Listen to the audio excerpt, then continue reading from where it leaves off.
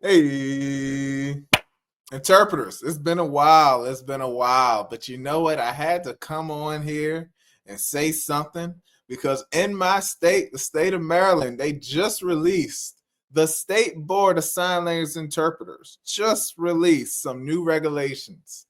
Regulations 14.41.01. They are the licensing requirements for sign language interpreters in the state of Maryland. There's a lot to unpack here. I think let's just get right into it. Here is the bill right here, as you see. And I already read over it. I'm just going to go over the things that I felt was most important to talk about and highlight. First off, let's start off with this summary of economic impact. This thing says funding for licenses, funding for sanctions, special funding for supporting licenses requirements. I don't know what that means. I have no idea what this means. Listen, this is an approved document. This is approved. It's released for comment. So I'm assuming that this is all good. This thing says funding for licenses, funding for sanctions, special funding for supporting licenses requirements. I don't know what that means.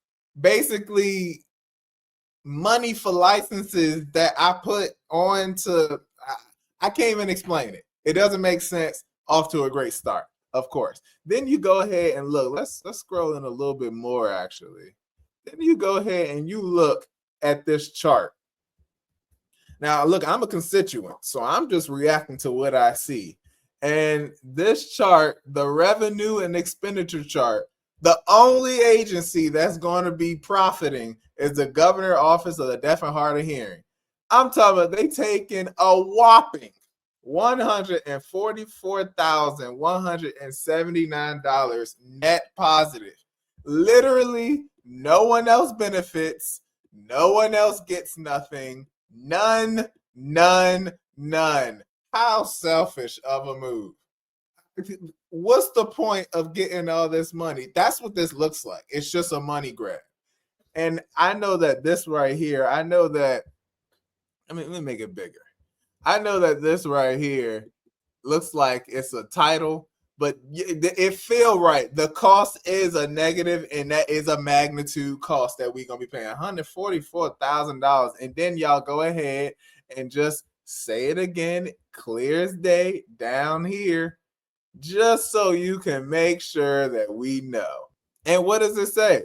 This says this amount represents the revenue increases incurred through licensing fees collected from sign language interpreters, less portal fees, banking, and other miscellaneous administrative expenses. Less portal fees. So we pay more and get paid less, and that's how y'all get more.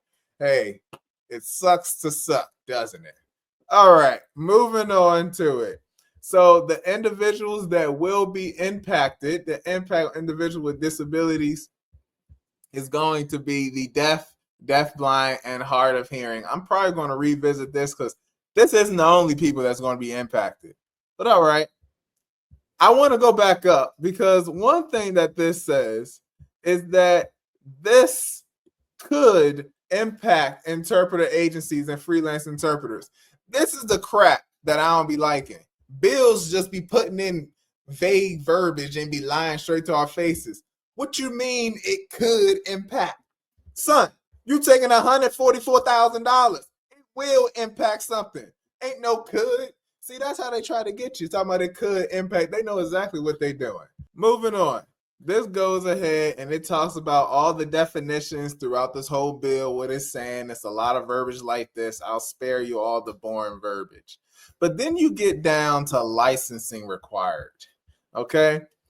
In order to get this license, you have to provide sign language interpretation services for compensation or represent to the public by description of services, use of a title, a designation, blah, blah, blah, blah, blah. So it goes on to basically say, in order for you to get a license, you have to be paid as a sign language interpreter or going as that name that most people will assume that you are the sign language interpreter. Now, it does talk about specialty areas, and this is important to mention because, again, I've already looked over this bill, but this does not explain what a specialty area is, what constitutes as a specialty area. And that's a problem because you'll find out throughout this bill, it mentions specialty areas. It has some requirements and criteria for what a specialty area looks like, but it doesn't say all encompassing what are the specialty areas. And that's important. I'm going to explain it in a little bit as it talks about it. Let's get back into this bill right here. It goes into the authorization. And then it goes into the exceptions. These exceptions are pretty interesting in my book. This says the licensure requirements of this regulation do not apply to the following: an individual who provides sign language interpretation services as a part of video relay service. Okay. Then it goes on to say an individual who provides sign language interpretation services as an uncompensated volunteer and in a setting in which sign language interpreter is not otherwise required by law. I think that is a really good, important distinction to put in there. It's not just a volunteer, but a place that is not supposed to provide interpretation services. They can have a volunteer and they do not fall under this law. I think that is good to put in there. So that's something I do like about this bill.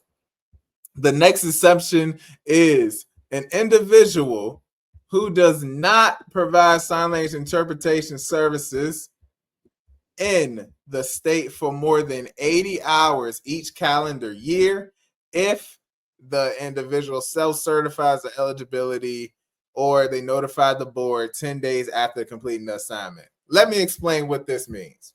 Basically, what this thing is saying, in my opinion, this thing tells me that an individual who interprets less than 80 hours a calendar year is exempt from this rule. Okay, here's the problem. I'm assuming the reason you're cracking down on interpreters and making this law, if it's not just a money grab, I think it is, but if it's not just a money grab, I'm assuming you're trying to cut down on the bad actors, the people who don't qualify, the people who are taking assignments when they know they ain't got no nerve taking the assignments. I'm assuming you're talking about those people. What makes you think those people are going to say, what? I've interpreted my 80 hours. That's it. I'm going to have to start telling the book. They already know they don't qualify. They already, especially in Maryland, the whole DMV area, you know when you're a good interpreter, when you're mid, when you're not. And you know the days that it fluctuates. An interpreter who's not qualified is not about to talk to the board and say, oh, I've done my 80 hours. That's it. Y'all wrote in a loophole in your own law.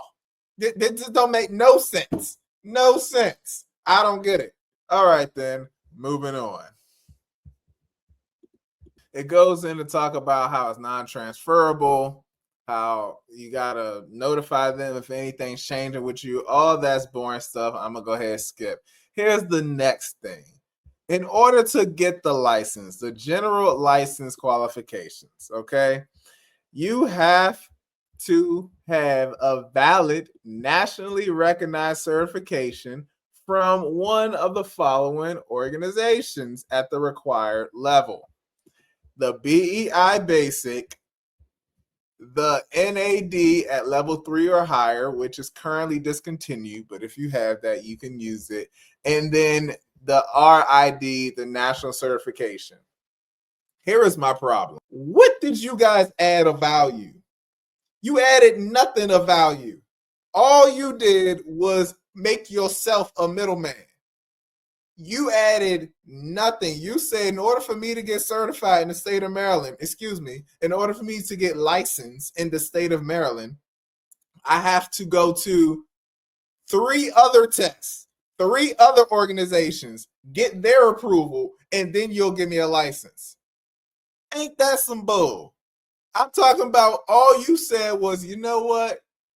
I'm going to make myself a middleman. I want some of this money too. And you're not even taking RID's chunk.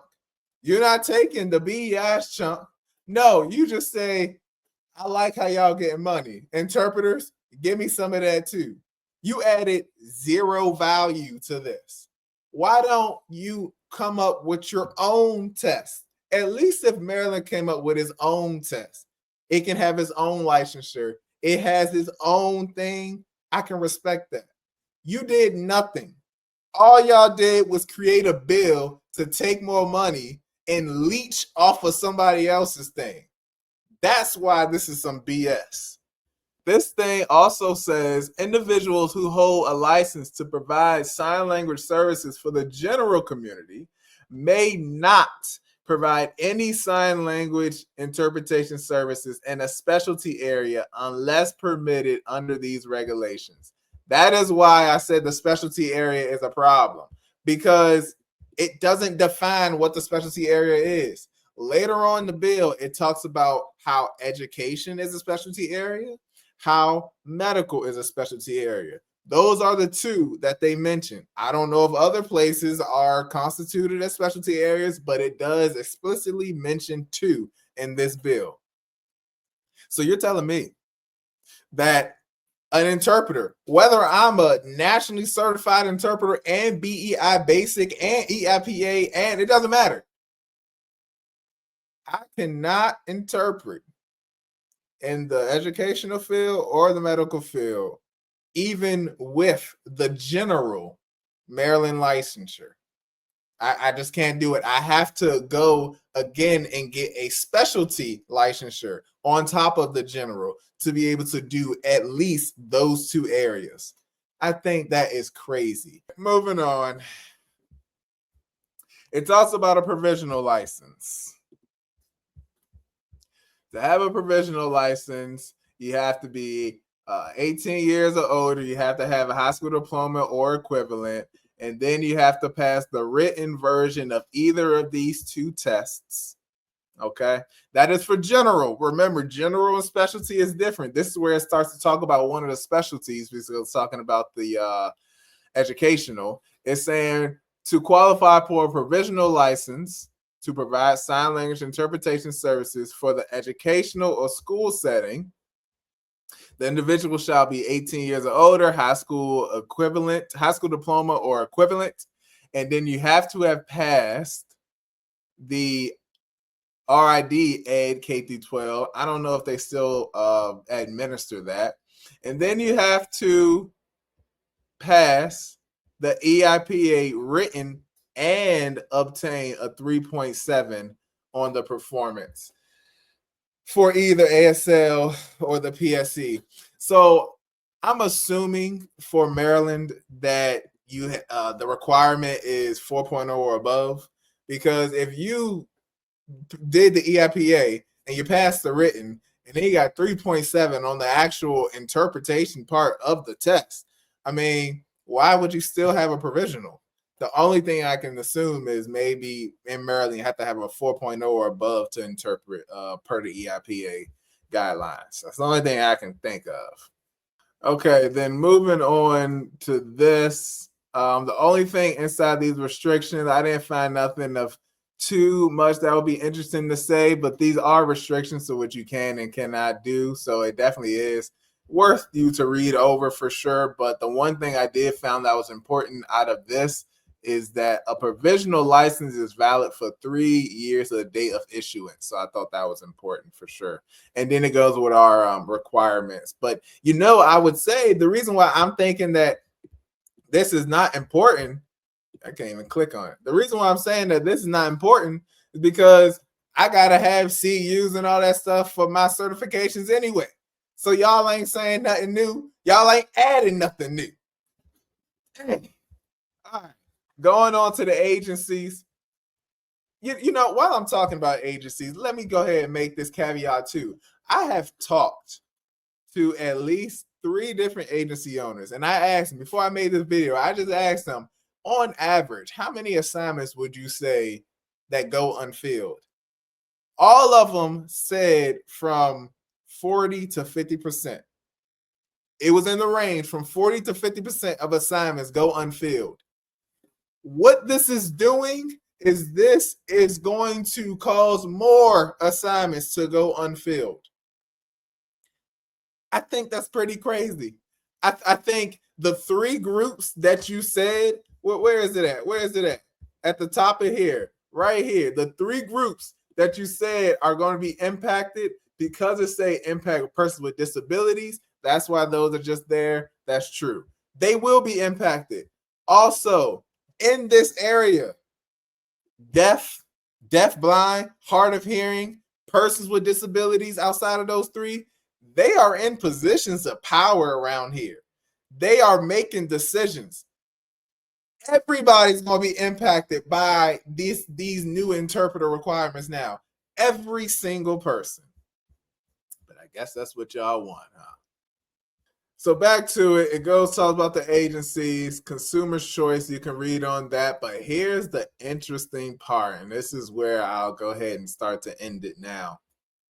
The application. Application starts off normal. Need a driving license. Need to make sure you have a picture, 2x2. That's a passport size. While I do not agree with the different certifications and stuff that you need, it just says provide your qualifications and all that stuff. All that's totally fine. But let me go ahead and fancy you to this part. The money, where they actually get that $144,000. Okay. Fees are paid annually. All right. Y'all, again, aren't providing zero. You guys are providing zero value, but I'm paying you annually for this license. All right. I guess.